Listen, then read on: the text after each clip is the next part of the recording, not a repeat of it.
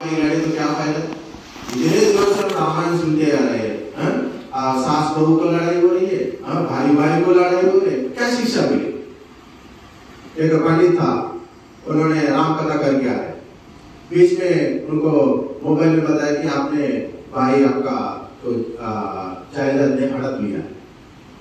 ऐसा कैसे होता, जाकर लड़ने में जुटे रहे, दोनों लड़ रहे। उन्होंने बीच में याद किया, अरे अभी तो आपने रामायण सुनकर आए, आप दोनों लड़ रहे, क्या फायदा। मतलब जो सुनते हैं उसके आचरण में नहीं लेकर आते। दुनिया में सबसे श्रेष्ठ कर्म यज्ञ का है। राम ने क्या किया, राज शासन में बैठकर क्या किया, राम ने ज्यादा से ज्यादा कुछ भी नहीं किया। उन्होंने उनका जिंदगी में ये धनुष पकड़कर उन्होंने जाकर एक अच्छे काम किया। कौन सा काम किया, विश्वामित्र ने अग्निहोत्र कर रहे थे, वहां राक्षस लोग आकर अग्निहोत्र का भंग कर रहे थे।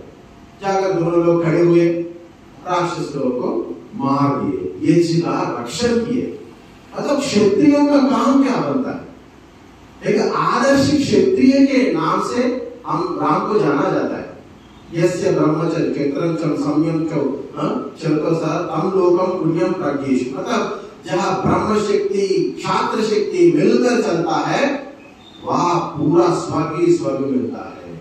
आजकल जितने साल हो गए हमारे देश में लाखों करोड़ों लोग पाकिस्तान के लिए, कश्मीर के लिए हम न्योछावर करती है, अभी भी दे रहे। सेंट्रल गवर्नमेंट हर साल 1 लाख करोड़ रुपए पाकिस्तान से कश्मीर को बचाने के लिए जुटे रहे, क्योंकि हम अपने विरासत से, हम हमारे सोच से, ऋषि मुनि लोगों के सोच से हम बाहर उठे, बाहर चलिए। इसलिए हमको ऐसे सोचता है।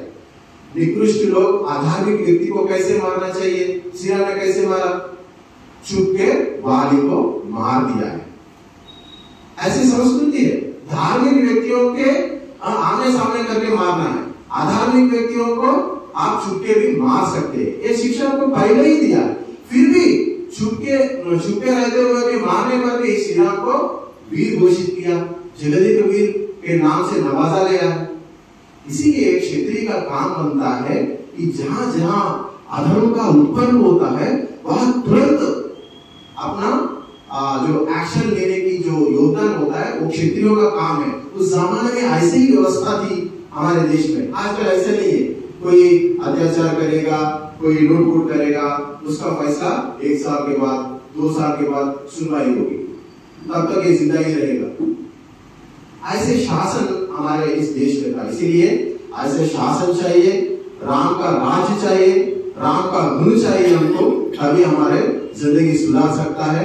इसलिए हम सभी ये मोक्ष के मार्ग पर चलना है, धर्म के रास्ते पर चलना है, तभी हम सभी के घर में हर एक स्त्री सीता बनेगी, कौशल्या बनेगी, हर एक संतान श्री राम बनेगी। धन्यवाद।